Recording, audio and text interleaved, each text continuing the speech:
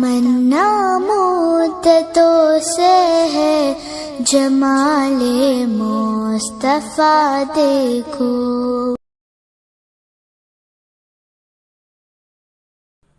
محترم سامعین کرام، السلام علیکم ورحمۃ اللہ تعالی وبرکاتہ. الصلاۃ والسلام علیک یا رسول اللہ وعلی آلک واصحابک سیدی یا رسول اللہ صلی اللہ تعالی علیہ وسلم. دیکھیے حضرات، ایک چھوٹا سا مسئلہ ذہن میں آیا.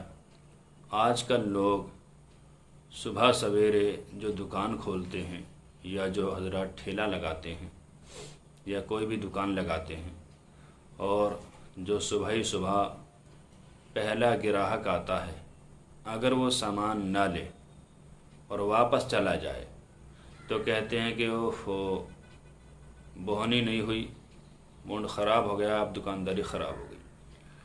اب پورا دن گراہک لوٹتے ہی رہیں گے، یعنی بونی نہ ہو تو بدشگنی لیتے ہیں. صحیح مسئلہ کیا ہے؟ صحیح مسئلہ یہ ہے کہ بوہنی سوہنی یہ کوئی چیز نہیں ہے، شریعت میں اس کا کوئی اعتبار نہیں ہے. جو کچھ ہوتا ہے، جتنا اللہ تعالیٰ جسے دیتا ہے، جس وقت دیتا ہے، جس انسان کے ذریعے دیتا ہے، سب اللہ تعالیٰ کے اختیار میں ہے. یہ کہنا کہ اب یہ لوٹ گیا تو پورا دن لوٹتے رہیں گے گراہک، یہ ایمان کی کمزوری ہے اور بدشگنی لینا ہے. اس طرح کی باتوں سے بالخصوص مسلمانوں کو بچنا چاہیے. یہ کفار و مشرکین کے کام ہیں، اور مسلمانوں میں بھی یہ عادت پیدا ہو گئی ہے کہ ان کا بھی کوئی گراہک لوٹ جائے تو کہتے ہیں کہ اوف اب تو بہنی خراب ہو گئی، اس نے پہلے ہی شگن خراب کر دیے، اب شام تک گراہک لوٹتے رہیں گے. تو بتائیے یہ ہم نے کیا بھروسہ کیا، انسان پہ کہ اللہ تعالیٰ پر؟ ہمیں تو اللہ تعالیٰ پر بھروسہ رکھنا ہے اور اس طرح کی باتوں سے بچنا ہے.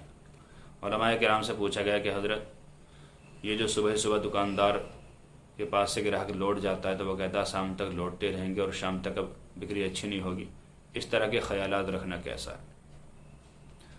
تو فرماتے ہیں کہ اس طرح کے خیالات رکھنا کفار اور مشرکین کا کام ہے. مسلمانوں کو ایسی باتوں سے پرہیز کرنا چاہیے. یعنی بوہنی ہونے سے نہ ہونے سے کچھ نہیں ہوتا. گراہک آ جائے سامان لے جائے اچھی بات، نہ لے جائے لوٹ جائے کوئی بات نہیں. اس طرح کے خیالات رکھنا کہ اب شام تک پریشان ہی رہیں گے، گراہک نہیں آئیں گے، یہ بالکل میری جہالت ہے اور کفار و مشرکین کی عادت ہے. مسلمانوں کو ایسی عادت کو چھوڑ دینا چاہیے اور اپنے اللہ تعالیٰ پر بھروسہ رکھنا چاہیے. اللہ تعالیٰ کے اختیار میں ہے، جس کو چاہے جتنا چاہے جب چاہے عطا فرمائے، اور اللہ تعالیٰ کے اختیار میں ہے جس کو نہ چاہے بالکل عطا نہ فرمائے، چاہے وہ کتنا ہی بڑا دکاندار کیوں نہ ہو. تو میرے مسلمانوں سے گزارش ہے کہ اس طرح کی بدشگنی سے پرہیز کریں. اللہ تعالیٰ ہمیں صحیح مسائل سیکھنے کی توفیق عطا فرمائے. السلام علیکم.